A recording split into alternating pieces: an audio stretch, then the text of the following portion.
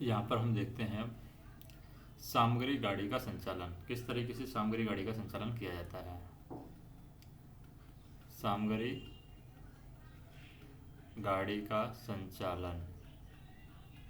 सामग्री गाड़ी के संचालन में हम देखते हैं सबसे पहले कार्यविधि। कार्यविधि क्या है?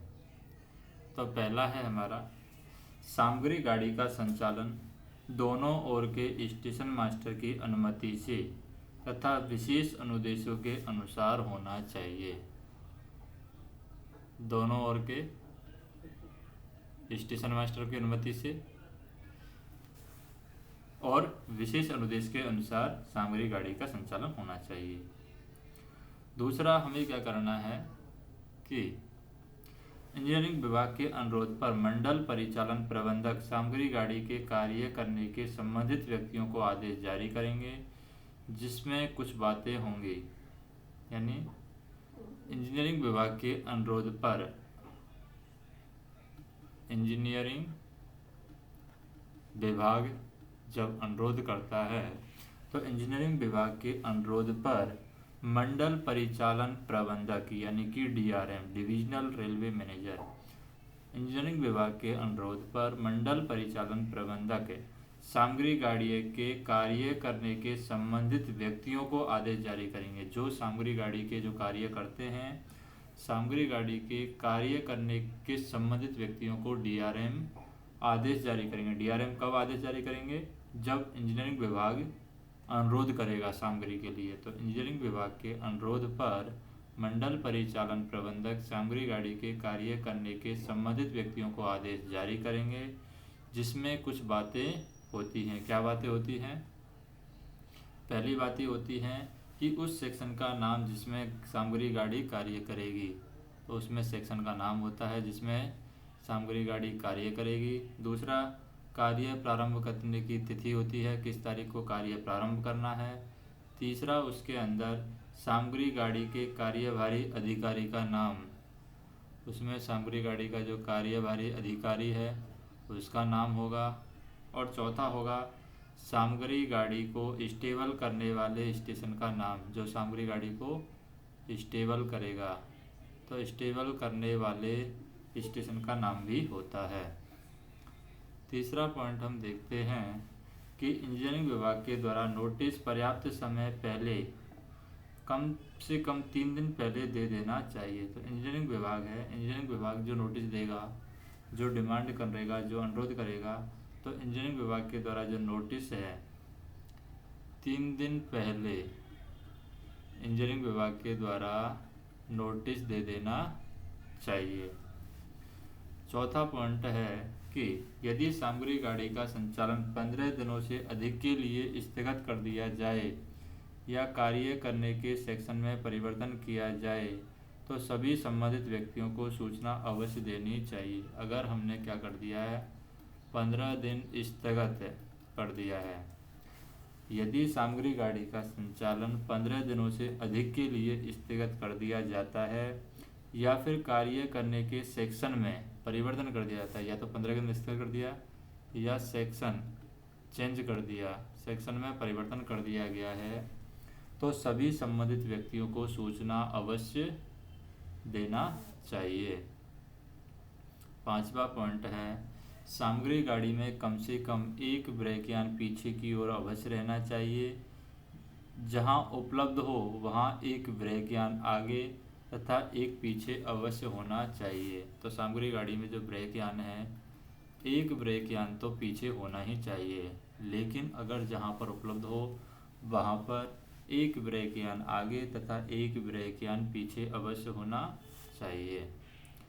फिर सामग्री गाड़ी के लिए हम देखें, सामग्री गाड़ी के कार्यभारी की यह जिम्मेदारी है कि वह सामग्री गाड़ी के रेक का परीक्षण 15 दिन में एक बार TXR से अवश्य करवाएं। तो सामग्री गाड़ी का जो भी कार्यवाही अधिकारी होगा वो उसके BPC का परीक्षण TXR के द्वारा 15 दिन में एक बार उस रेक का परीक्षण करवाए। तो हम कह सकते हैं कि सामग्री गाड़ी के कार्यभारी की यह जिम्मेदारी है कि वह सामग्री गाड़ी के रेक का परीक्षण 15 दिन में एक बार TXR से अवश्य करवा ले।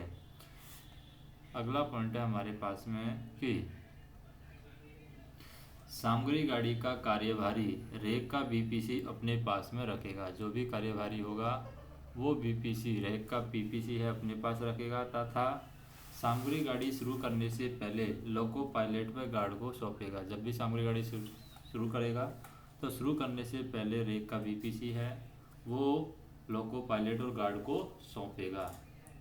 सामग्री गाड़ी का संचालन सामग्री गाड़ी का जो संचालन है सामान्यतः दिन में किया जाता है।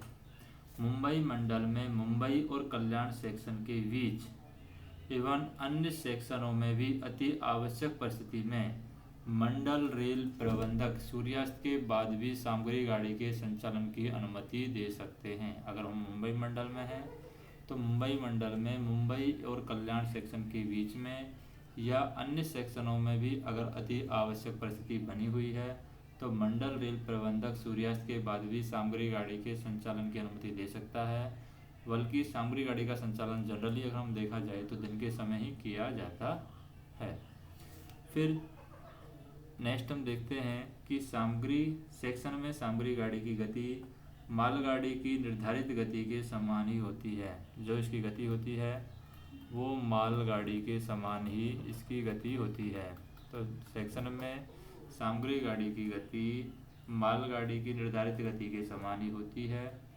10वां पॉइंट है हमारे पास में कि चलती सामग्री गाड़ी से कोई भी सामान उतारा नहीं जाएगा, लेकिन गिट्टी गाड़ी से गिट्टी गिराते समय उसे कितने स्पीड चला जाएगा 10 kmph से।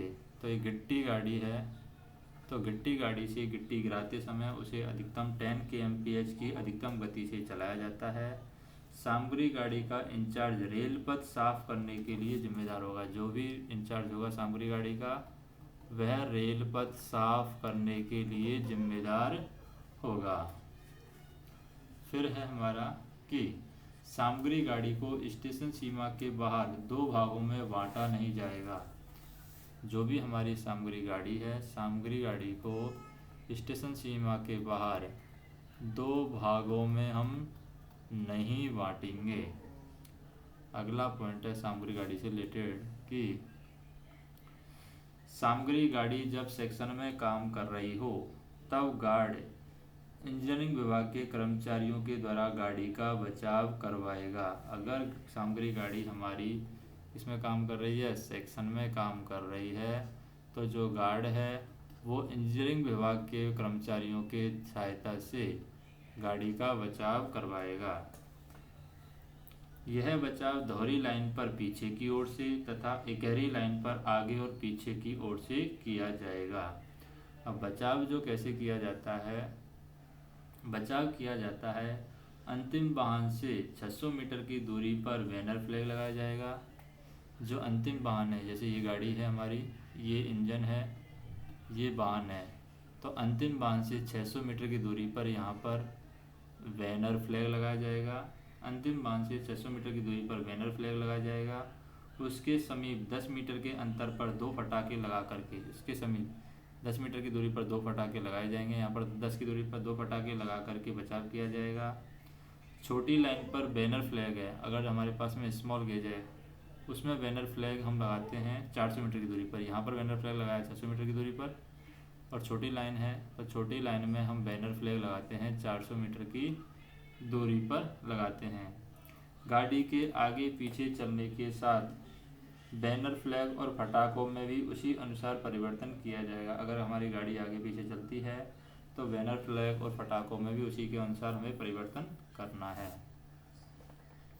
नेक्स्ट हम देखें कि सामग्री जो गाड़ी है सामग्री गाड़ी को उपयुक्त रास्ते पर कार्य करना चाहिए। यदि सामग्री गाड़ी को धकेलकर वापस उसी स्टेशन पर लाया जाता है जहां से यह गाड़ी रवाना हुई है तो यह पुशिंग वैग के नियमानुसार किया जाएगा। पुशिंग वैग जैसे कि कोई भी सामग्री गाड़ी है उसको धकेलकर उसी स्टेशन पर लाना है जिस स्टेशन से या जहां से गाड़ी को रवाना किया गया है, तो यहाँ पर पुशिंग वैग के नियम अनुसार कार्य किया जाएगा। तो हमें ये ध्यान रखना है कि सामग्री गाड़ी को उपयुक्त रास्ते पर कार्य करना चाहिए। यदि सामग्री गाड़ी को धकेल करके वापस उसी स्टेशन पर लाया गया है जहाँ से यह गाड़ी रवाना हुई है या रवाना हुई थी, तो यह पुशिंग वेग के नियमानुसार कार्य किया जाएगा। और यदि सामग्री गाड़ी पिछले ब्लॉक सेक्शन में कार्य करती है, यदि सामग्री गाड़ी पिछले ब्लॉक सेक्शन में काम करती है, किस में काम करती है? पिछले ब्लॉक सेक्शन में। यदि सामग्री गाड़ी पिछले ब्लॉक सेक्शन में कार्य करती है तो स्टेशन मास्टर लाइन को ब्लॉक वेग करेगा। यदि सामग्री गाड़ी पिछले ब्लॉक सेक्शन में काम कर रही है तो यहाँ पर स्टेशन मास्टर लाइन को ब्लॉक वेग करेगा तथा लोको पायलट को निर्धारित फॉर्म पर T806 ब्लॉक सेक्शन में जाने की अनुमति देगा। कौन सा देगा? T806 यहाँ पर लोको पायलट को दिया जाएगा। उन स्टेशनों पर जहाँ ब्लॉक उपकरण लगे हैं वहाँ लोको पायलट को ऑक्यूपेशन चाबी दी जाएगी। तो उन स्टेशनों पर जहाँ पर ब्लॉक उपकरण लगे हैं, डायोडो ब्लॉक उपकरण लगे हैं, वहाँ पर क्या दी जाएगी? ऑक्यूपेशन की दी जाएगी, ऑक्यूपेशन की। तो हम कह सकते हैं कि यदि सामग्री गाड़ी पिछली ब्लॉक सेक्शन में कार्य करती है तो स्टेशन मास्टर लाइन को ब्लॉक वेग करेगा तथा लोको पायलट को निर्धारित फॉर्म पर T806 ब्लॉक सेक्शन में जाने की अनुमति देगा। और उन स्टेशनों पर जहां पर डायोडो ब्लॉक उपकरण लगे हैं वहां पर लोको पायलट को ऑक्यूपेशन की या चाबी दी जाएगी। फिर है कि सामग्री गाड़ी पीछे धकेलते समय जब गार्ड सबसे आगे ब्रेक यार्ड में मौजूद है, जब गाड़ी को हम पीछे धकेल रहे हैं और गार्ड है सबसे आगे के ब्रेक यार्ड में मौजूद है, हमारा गार्ड है आगे के ब्रेक यार्ड में मौजूद है और सामग्री गाड़ी को हम पीछे धकेल रहे हैं। सामग्री गाड़ी को पीछे धकेलते समय जब गार्ड सबसे आगे ब्रेक यार्ड में मौजूद है और लाइन सीधी है तो गाड़ी की जो अधिकतम गति है वो होगी 25 kmph होगी। अन्यथा लाइन अगर साफ रास्ता नहीं दिखा रहा है तो 10 kmph स्पीड होगी। तो सामग्री गाड़ी पीछे धकेलते समय जब गार्ड सबसे आगे ब्रेक यार्ड में मौजूद हो और लाइन सीधी हो तो गाड़ी की अधिकतम गति 25 kmph होगी। और मान लीजिए हमारी कि गार्ड अगले ब्रेक यार्ड में यात्रा करेगा तो ब्रेक यार्ड उपलब्ध ना होने पर समीप के वाहन में यात्रा करेगा। गार्ड है हमारा वो अगले ब्रेक यार्ड में यात्रा करेगा और अगर मान लीजिए ब्रेक यार्ड उपलब्ध नहीं है तो ब्रेक यार्ड उपलब्ध ना होने पर समीप के वाहन में यात्रा करेगा और लोको पायलट को हाथ सिग्नल दिखाएगा। 17वां पॉइंट है कि गाड़ी कर्मी तेज निगाह रखेंगे, किसी भी अवरोध या संपर्क के पहले गाड़ी रोकने के लिए तैयार रहेंगे। तो गाड़ी कर्मी यहाँ पर तेज निगाह रखेंगे, किसी भी अवरोध या संपर्क के पहले गाड़ी रोकने के लिए तैयार रहेंगे। 18वां पॉइंट है हमारा कि टर्न आउट पर पहुँचते समय गार्ड को गाड़ी अवश्य देखनी चाहिए। जब भी गाड़ी टर्न आउट पर पहुंचती है तो टर्न आउट पर पहुंचते समय गार्ड को गाड़ी यहाँ पर अवश्य देखनी चाहिए। टर्न आउट पर पहुंचते समय गार्ड को गाड़ी अवश्य रोक देनी चाहिए तथा सुनिश्चित करना चाहिए कि कांटे सही तरीके से सेट एवं लॉक किए गए हैं तथा नॉन इंटरलॉक कांटों पर पॉइंट्समैन भी मौजूद है। मान लीजिए नॉन इंटरलॉक कांटे हैं, नॉन इंटरलॉक कांटों पर पॉइंट्समैन भी होना चाहिए। तो टर्न आउट पर पहुंचते समय गार्ड को गाड़ी अवश्य रोक देनी चाहिए और सुनिश्चित करना चाहिए कि कांटे सही तरीके से सेट हैं, लॉक किए गए हैं और नॉन इंटरलॉक कांटे हैं तो उन पर पॉइंट्समैन भी मौजूद होना चाहिए। सामग्री गाड़ी का संचालन हम देखें। फिर है 19 पॉइंट है सामग्री गाड़ी का संचालन। सामग्री गाड़ी का संचालन किस तरीके से सामग्री गाड़ी का संचालन किया जाता है? तो सामग्री गाड़ी को उपयुक्त रास्ते यानी कि राइट रोड पर कार्य करना चाहिए। अब यहाँ पर जैसे कि इकहरी लाइन पर सामग्री गाड़ी चलती है, दोहरी लाइन पर गाड़ी चलती है, तो सबसे पहले देखते हैं ब्लॉक का विवरण होगा, ब्लॉक देने वाला स्टेशन और ब्लॉक क्लियर करने वाला स्टेशन होगा। जैसे कि ब्लॉक का विवरण, ब्लॉक का विवरण, फिर होता है हमारे पास में ब्लॉक देने वाला स्टेशन, जो ब्लॉक दे रहा है, देने वाला स्टेशन, और एक होता है हमारे पास में अपेक्षित कार्यवाही, अपेक्षित कार्यवाही ब्लॉक क्लियर करने वाला स्टेशन, ब्लॉक क्लियर करने वाला स्टेशन। तो इनके बारे में हम बात करते हैं। जैसे कि ब्लॉक का विवरण हम देखें, सिंगल लाइन है, सिंगल लाइन में क्या होता है, ब्लॉक का विवरण में कार्य करना है, अगले स्टेशन पर ब्लॉक क्लियर करना है, कार्य करना है, अगले स्टेशन पर ब्लॉक क्लियर करना है। तो क्या करेंगे, कार्य करना है, अगले स्टेशन पर ब्लॉक क्लियर करना है। तो ब्लॉक देने वाला स्टेशन क्या करेगा, ब्लॉक देने वाला स्टेशन है वो लाइन क्लियर देगा, लाइन क्लियर देगा, अंतिम रोक सिग्नल को ऑफ कर देगा, जो लास्ट स्टॉप सिग्नल है उसको वो ऑफ कर देगा। तो लास्ट स्टॉप सिग्नल का ऑफ करना एक ऐसी लाइन पर, यहाँ पर लाइन क्लियर माना जाएगा। ब्लॉक देने वाला स्टेशन है और ब्लॉक क्लियर करने वाला स्टेशन है। ब्लॉक क्लियर करने वाला स्टेशन क्या करेगा, सिग्नल ऑफ करके गाड़ी के पूर्ण आगमन की सुनिश्चिति और ब्लॉक क्लियर करने के बाद सेक्शन क्लियर करेगा। तो यहाँ पर सिग्नल को ऑफ कर देगा ये, और सिग्नल को ऑफ करके गाड़ी के पूर्ण आगमन की सुनिश्चिति, ब्लॉक क्लियर करने के बाद सेक्शन क्लियर करेगा। दूसरा है कि कार्य करना, उसी स्टेशन पर ब्लॉक क्लियर करना, यानी कार्य करके, तो इसमें तो है कार्य करना है और अगले स्टेशन पर ब्लॉक क्लियर करना, अगले स्टेशन पर जाना है।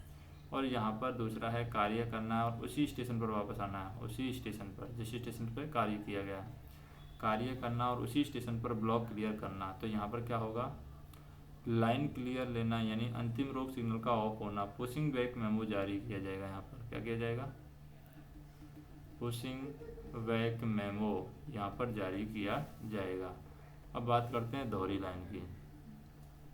जैसे दोहरी लाइन है, दोहरी लाइन में क्या होता है, सही दिशा में है, अगले ब्लॉक सेक्शन पर कार्य करना, अगले स्टेशन पर ब्लॉक क्लियर करना। तो सही लाइन पर अगर हम काम कर रहे हैं तो सही लाइन पर अगले ब्लॉक सेक्शन पर कार्य करना और अगले स्टेशन पर ब्लॉक क्लियर करना।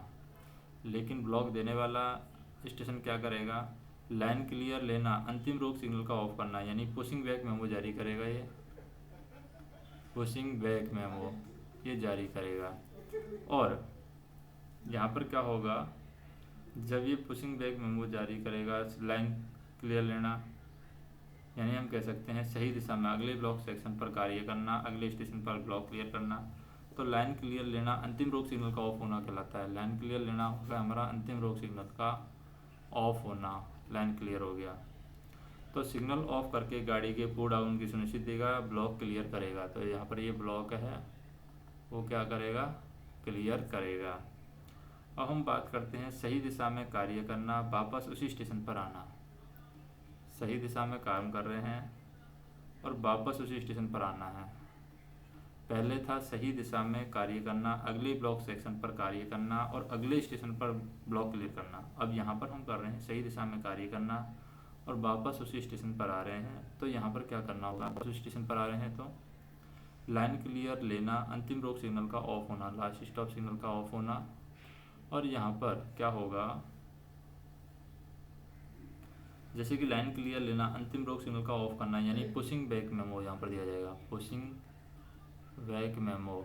अगर वापस उस स्टेशन पर आ रहे हैं तो यहाँ पर क्या करेगा, पायलट करके गाड़ी का पूर्ण आगमन सुनिश्चित, पिछला संकेत रद्द घंटी संकेत। तो पायलट करके यहाँ पर पायलट कराया जाएगा गाड़ी को, पायलट करके गाड़ी के पूर्ण आगमन की सुनिश्चित की जाएगी और पिछले संकेत रद्द घंटी संकेत बजाया जाएगा। फिर हम देखें पिछले ब्लॉक सेक्शन में कार्य करना, वापस उसी स्टेशन पर आना। और मान लीजिए हम पिछले ब्लॉक सेक्शन में कार्य कर रहे हैं, पिछले ब्लॉक सेक्शन में काम कर रहे हैं और वापस हम क्या आ गए हैं, उसी स्टेशन पर आ गए हैं। तो क्या होगा, ब्लॉक बैग का नंबर प्राप्त करके T806 पर लिखकर भेजेगा। ब्लॉक बैग का नंबर प्राप्त करेगा और T806 पर लिखकर वो भेजेगा,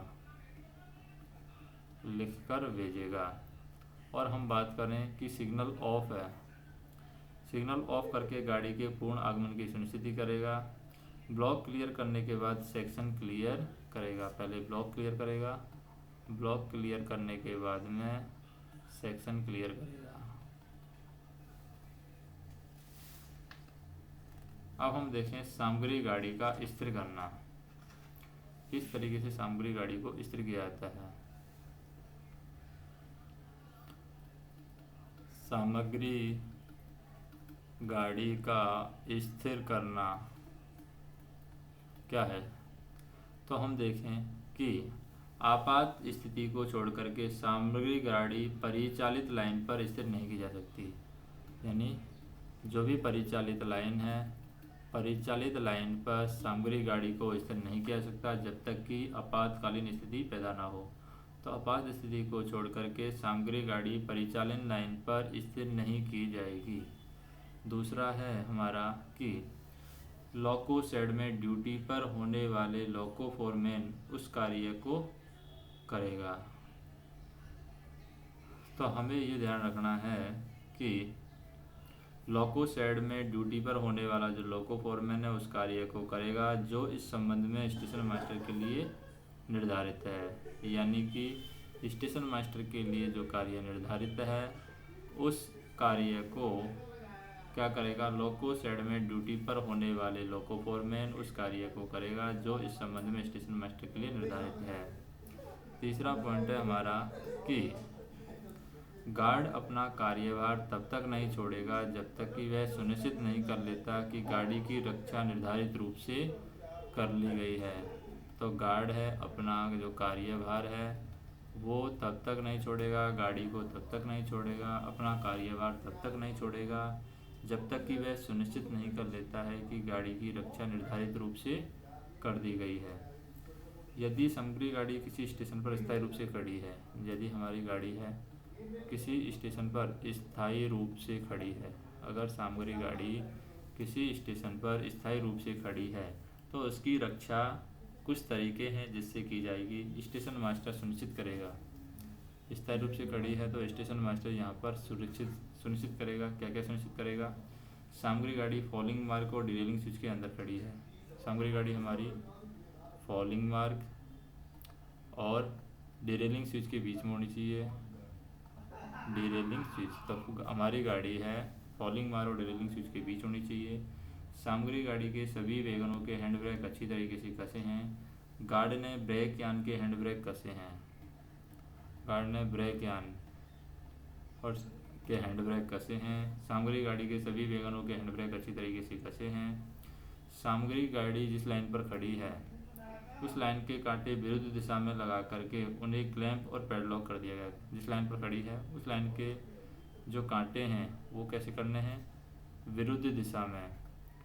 तो सामग्री गाड़ी जिस लाइन पर खड़ी है उस लाइन के कांटे विरुद्ध दिशा में लगा करके उसे क्लैंप और पैडलॉक कर दिया जाता है और ताले की चाबी यहाँ पर स्टेशन मास्टर को दी जाती है। चौथा पॉइंट हमारे पास में है कि संबंधित लाइन के लिए सिग्नलों, स्लॉट, पॉइंट लीवरों पर लीवर कॉलर, स्लाइड पर स्लाइड पिन और बटन पर बटन कैप लगाए गए हैं। तो संबंधित लाइनों के लिए सिग्नल स्पॉट, पॉइंट लीवरों पर lever collar, lever coil, lever collar. तो संबंधित लाइन के लिए सिग्नलों, स्लॉट, पॉइंट लीवरों पर लीवर कॉलर, स्लाइड पर स्लाइड पिन और बटन पर बटन कैप लगाए गए हैं।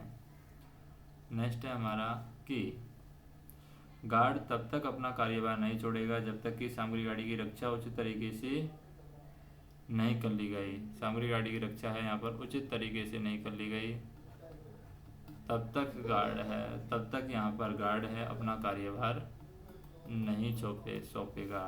तो गार्ड तब तक अपना कार्यभार नहीं छोड़ेगा जब तक कि सामग्री गाड़ी की रक्षा के लिए उचित तरीके से सामग्री गाड़ी की रक्षा उचित तरीके से नहीं कर ली जाती।